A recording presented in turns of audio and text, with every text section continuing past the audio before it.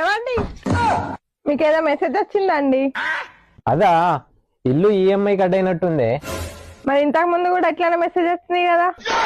అది అయిపోయిన ఈఎంఐ కావచ్చు. అగ్గు కార్ ఈఎంఐ కూడా కట్ అయినట్టుంది.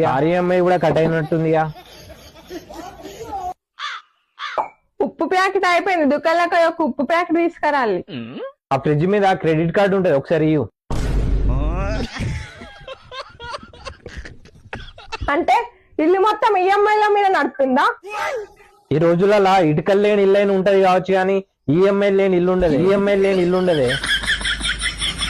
నువ్వు నన్ను మోసం చేసినావు. మా వాళ్ళు ముందే చెప్పిల్లు ఈ లీవ్స్ కాదు ఈఎంఐ లీవ్స్ పెళ్లి చేసుకోమని. మోసం చేసుడేంది? నన్ను ఇష్టపడే పెళ్లి చేసుకున్నావు. ఇష్టమా పాడా? కారు ఉంది కదా అని కథ ఉన్నాయని చేసుకున్నా. నీ ముఖానికి అంబానీ దొరుకుతాడా? నాలాంటి అప్పారావే దొరుకుతాడు. అయినా అంత స్తోమత లేనవి సోకులు ఎందుకు పడతావు? ఆటల మందం లేవు అని ఐఫోన్ వాడబడుతుంది. బ్యాంకులు బ్యాలెన్స్ లేవు అని బ్రాండెడ్ బట్టలు వేయబడుతుంది.